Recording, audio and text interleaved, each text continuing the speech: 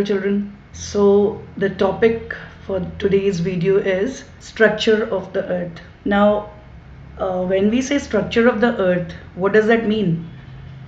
Structure of the earth basically is related to suppose what the earth is composed of. Okay, what are the materials which are involved in forming the earth, right? What are the different layers of earth?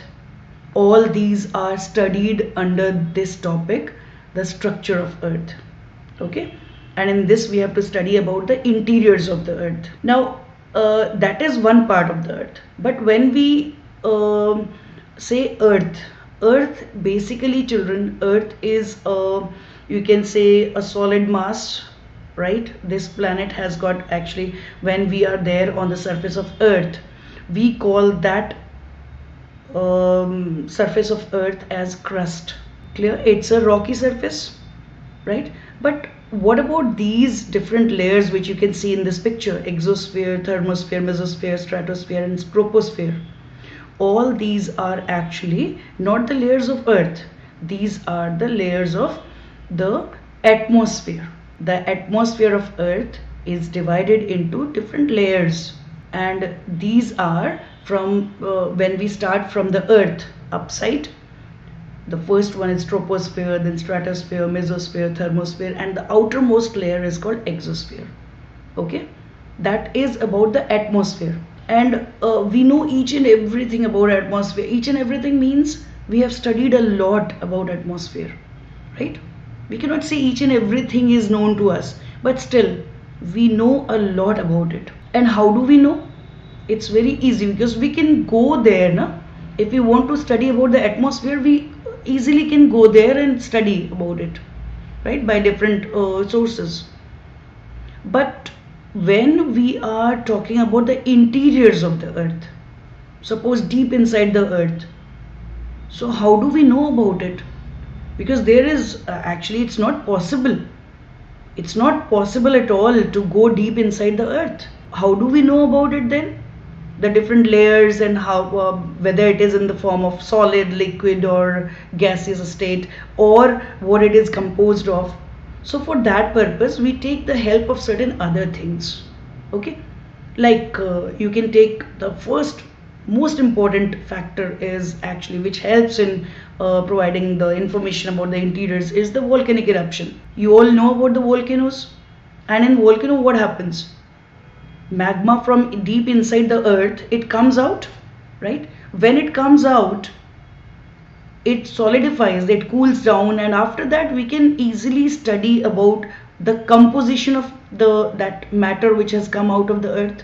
And this is how we know about what is present, what elements are present inside the earth, right? So that is one way. And when it comes out in the molten form, hot molten form, it suggests very clearly, it tells us about the interior, that deep inside the temperature is too high.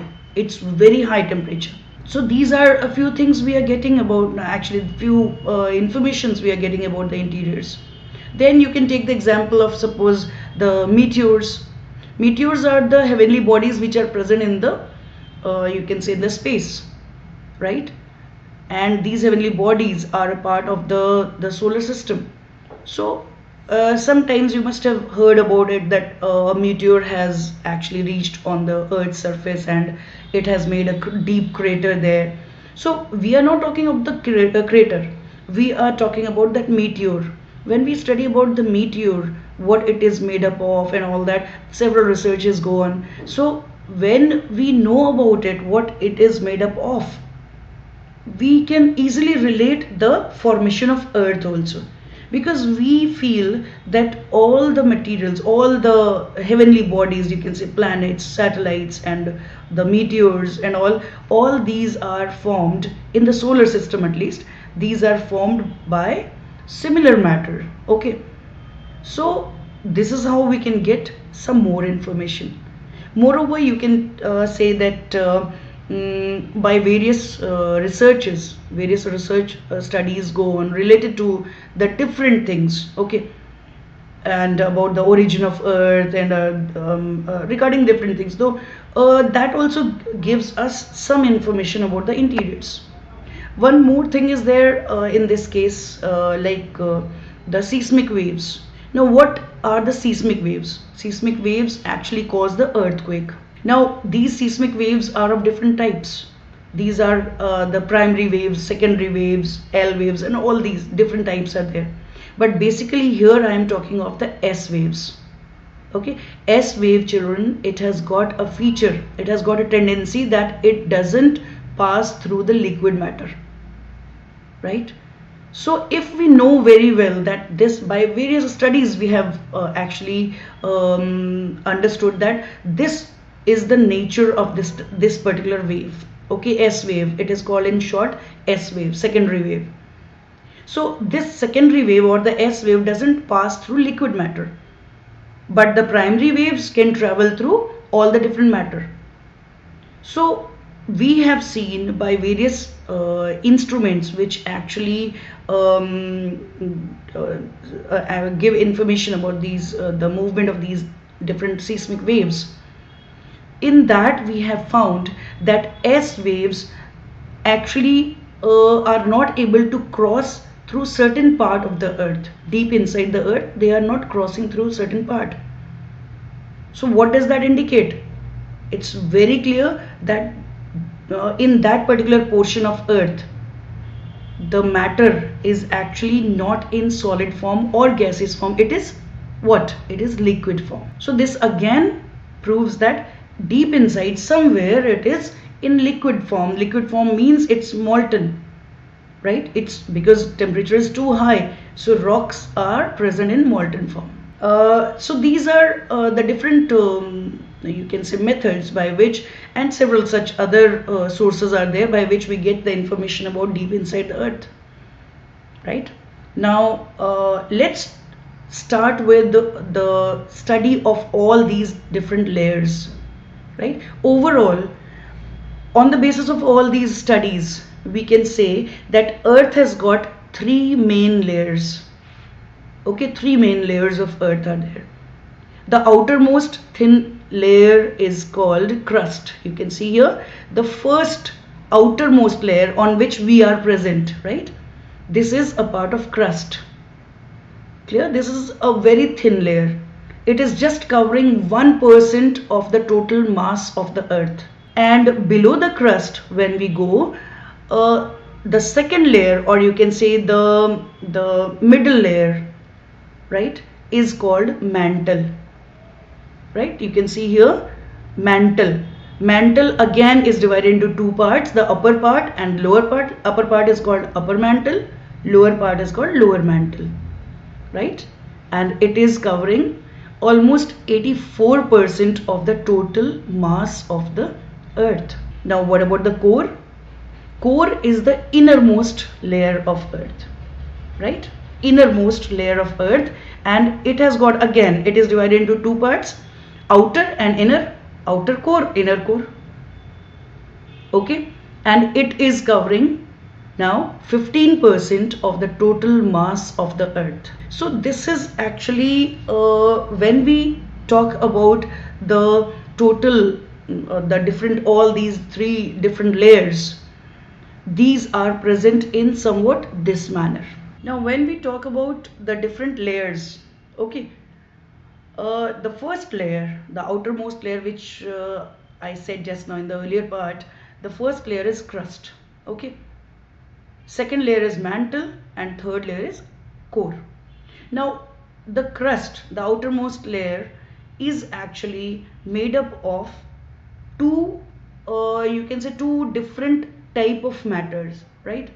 One is called Sial, the other is called Sima.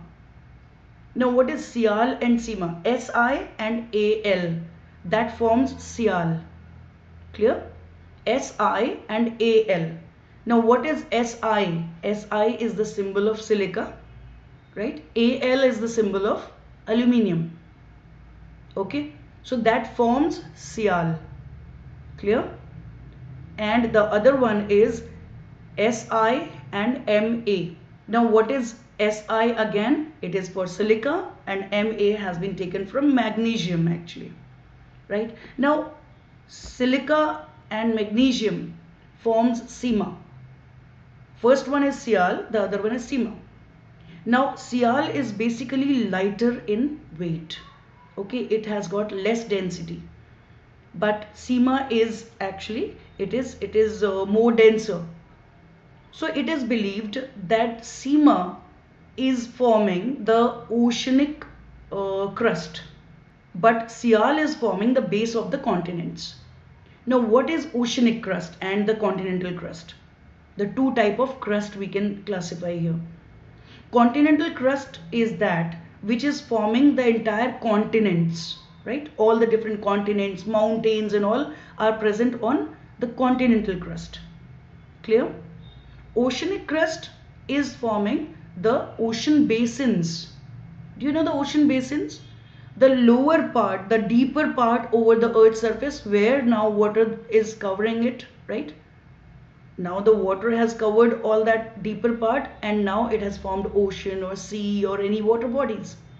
So whichever part of the earth's surface or the crust is forming the basin of the oceans, that is called as oceanic crust. Naturally it is deeper part. Okay, so when we take the average thickness of the crust, always you will find the oceanic crust is thinner, right, with an you can say an average thickness of 5 to 10 kilometers. But when we talk about the continental crust, which is covering all the mountains also, right, so that covers almost 60 to 65 kilometers or so. So this is about the continental crust and the oceanic crust. Clear? What is the temperature over the earth's surface or over the crust?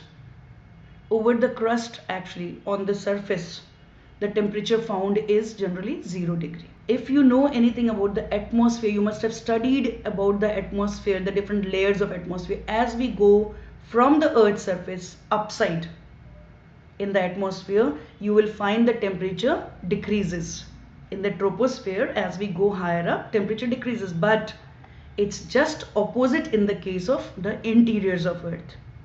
Okay, from the earth's surface, from the crust, as we go deep inside towards the center of the earth, temperature starts increasing. Temperature goes high and high and high, right? Here I want to tell you one thing. From the crust, as we go deep inside, one thing is temperature increases, right? With depth, the temperature increases. Number two, pressure increases. You can see the upper lying layers apply their pressure towards the inner parts. Okay, so the pressure also keeps increasing. And one more thing you should understand, density also keeps increasing. As we start moving deep inside, the density also increases. This much is clear to you all? And when we talk about the density, what about the continental crust? Continental crust has got a density of 2.7 grams per cubic centimeter. Continental crust is considered as the part of earth which is having the minimum density. Okay, now what about the oceanic crust? Oceanic crust has got a density of 3 grams per cubic centimeter. So this is all about the crust. When we pass from the crust towards the middle layer or the second layer of that the earth, that is actually called mantle. Okay, and in mantle you will find there are two parts, the upper mantle and the lower mantle. Clear? As I said in the earlier part, it has got almost 84% of the total mass of the earth, that is actually there in the mantle. What about the density of the mantle? The density of mantle is basically, again, this is higher than the crust. So it is basically 3.4 grams per cubic centimeter is the density of the mantle. But here one more thing I want to tell you. In mantle you will find two different parts are there, na? Upper mantle and the lower mantle. In upper mantle there is one important thing which is called one layer, you can say. It is present in semi molten, or you can say partially it is present in partial molten form. It is found basically between 100 to 410 kilometers, right? Almost within that range you will find a part of mantle which is in semi molten form, right? And that is called as asthenosphere. That is termed as asthenosphere. And this asthenosphere is basically considered as the primary magma chamber also, because it is considered that in certain cases it is providing magma to the huge, you can say the big volcanoes. The magma which is provided is coming from the asthenosphere, right? So this asthenosphere has got the molten rock in it, right? Then the next thing which you should know is the thickness of the mantle. What is the total thickness? The total thickness of mantle is 2900 kilometers. You can see here it's better. Mantle basically covers 2900 kilometers thickness, right? Now what is actually asthenosphere present in which part of mantle? It is always, keep this in mind, asthenosphere is a part of the upper mantle. In upper mantle asthenosphere is present, and in the lower mantle you will find the lower mantle is quite thick. Okay, upper mantle basically covers 700 kilometers, right? That out of the total thickness of 2900 kilometers, the upper mantle covers 700 kilometers of thickness. And after that the lower mantle, this is the lower mantle, okay, it covers how much? 2900 minus 700, it is 2200 kilometers. Okay, again I am repeating, this entire part which you can see, this entire part is the upper mantle, right? And in the upper mantle you will find asthenosphere is also present. Not only this, one more thing is there. In upper mantle only some part of it is forming, the outermost part of the upper mantle is forming a part of the lithosphere, you know. When we say lithosphere, lithosphere is not exactly same as the crust. Okay, try to understand. Crust is the outermost thin layer of earth. Crust and a thin layer of the upper mantle, outer part of the mantle, okay, that also comes under lithosphere. Now it's clear? So lithosphere includes crust and some part of, little part of mantle also. So this is about the mantle. What about the temperature conditions now? In mantle you will find that temperature conditions start from at the very beginning. You will find the temperature starts from 1000, okay, 1000 degrees centigrades to, as we go deep inside towards the lower mantle, okay, you will find the temperature goes to almost 3700 degrees centigrades, okay, 1000 degrees centigrades to 3700 degrees centigrades. So what we are getting here, temperature is increasing as we are going deep inside. So this is about the mantle. Now what it is basically made up of, almost similar formation is there, okay, silica, then nitrogen, then you'll find the nickel, then iron, right, magnesium, all these are forming the mantle also. Clear?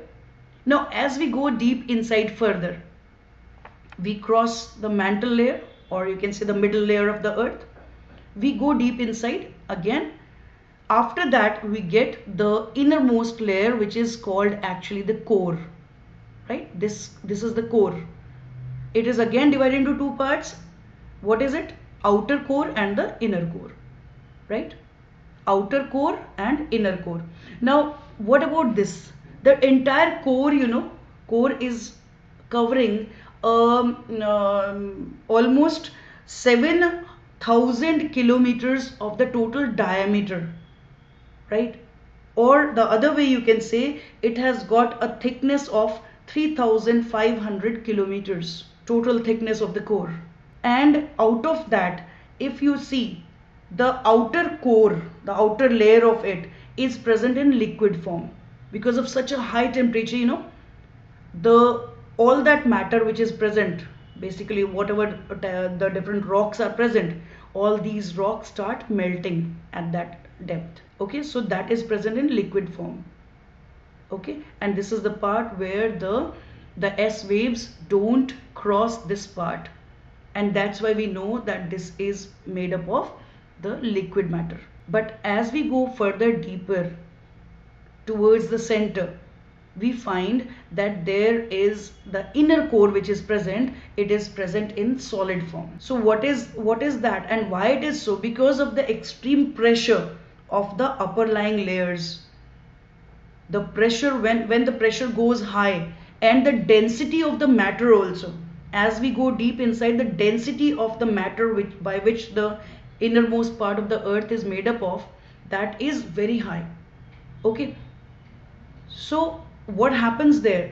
You will find because of high density and extreme pressure, okay, of the upper lying layers, the innermost part of the earth, you can say, or the inner core, is present in solid form. This is the reason why it is in solid form. Now, what is basically the density of the inner core? When we talk about the outer part of the core, there you will find the density starts increasing again as we go deep inside, right? So outer core has got a density of almost 5 grams per cubic centimeter. But as we go deep inside towards the center, you will find the density increases to 13 grams. Okay, 13 grams per cubic centimeter. So this is also a reason why the inner core is made up of solid matter. Okay, it is present in solid form.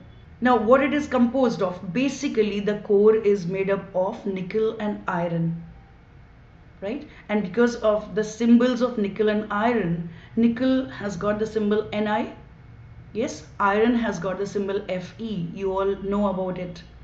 So when we join the two, nickel Ni and Fe of iron, Nife, right? This is actually the term given to the core. Core is many times also called as Nife.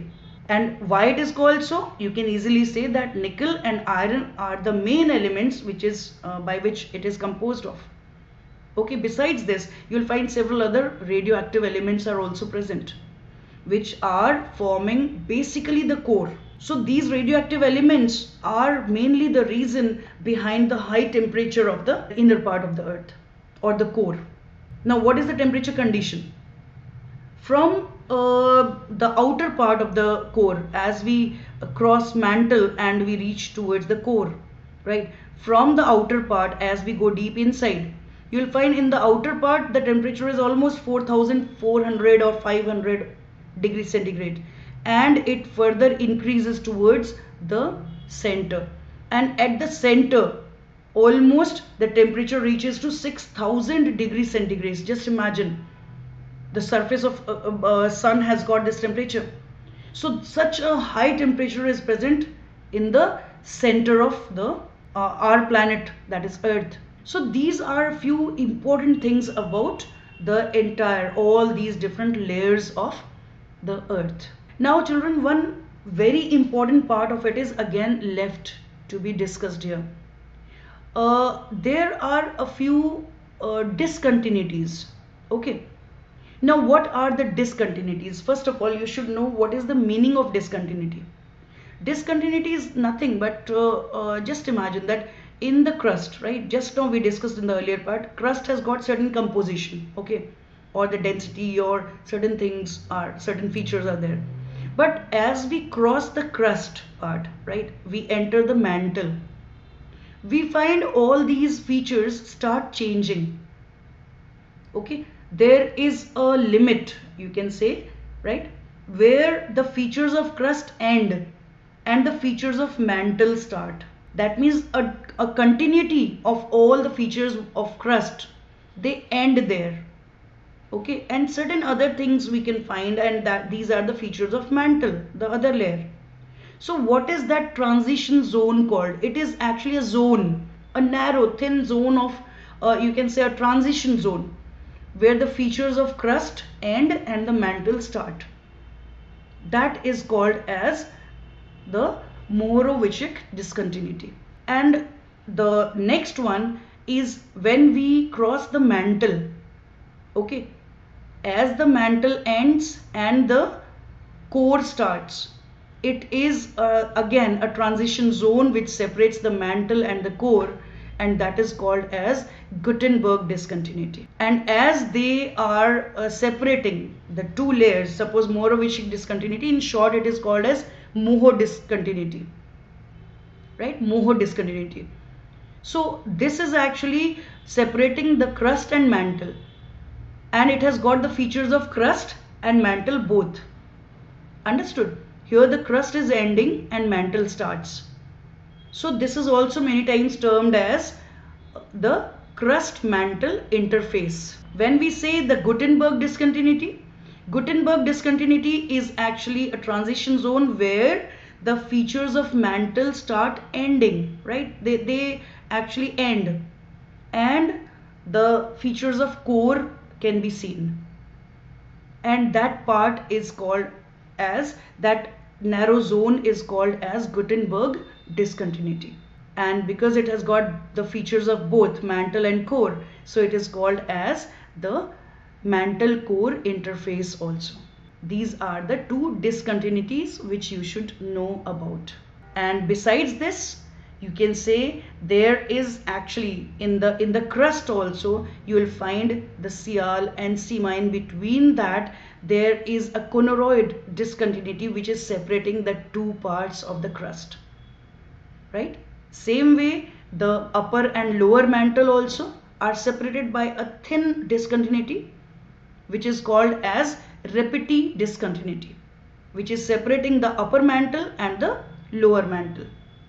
Same way the core also, outer core and inner core are separated by again a very thin zone which is called as Lehmann discontinuity. Okay, it is Lehmann discontinuity. Okay, now this is clear. And you know how we have got these names? These names have been given according to the people. Suppose a few scientists have been working over all these things, na? Yes, they were involved in all these researches. So the person who discovered it for the first time, suppose the discontinuity in between the upper and lower crust, the name of that person was Coneroid, and after that only this discontinuity has been given the name Coneroid discontinuity. Same way a person, Andrija Mohorovičić, was there which actually discovered the discontinuity which is separating crust and mantle. So this discontinuity has been given the name after him only as Mohorovičić discontinuity. Clear? So all these have been named according to the name of the person who discovered it for the first time.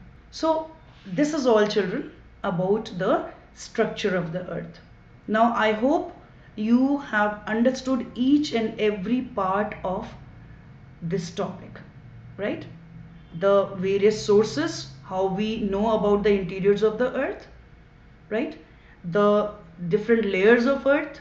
Out of that also the crust is divided into Sial and Sima. Sial is forming the continental crust. Sima is forming the oceanic crust. Then next one is mantle.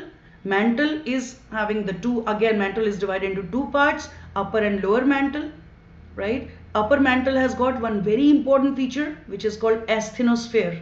That is again very important. Okay, and the innermost layer is called core. Okay, core is again divided into two parts, that is outer core and inner core. And the transition zones which are separating these different layers, these zones have been called as discontinuities. Okay, And these discontinuities are: number 1, Conoid discontinuity; number 2, Morovicic discontinuity; Repetit discontinuity; Gutenberg discontinuity, and Lehmann discontinuity. So that's all with this video, children, and I hope each and everything is very clear to you now. And before I leave, I must remind you once again that as you go through this video, do subscribe the channel, okay, and also press the bell icon so that if any other video is uploaded in the channel, you will get the notification related to that, okay. And don't forget to share the video with your friends. So see you soon in the next video. Till then, bye.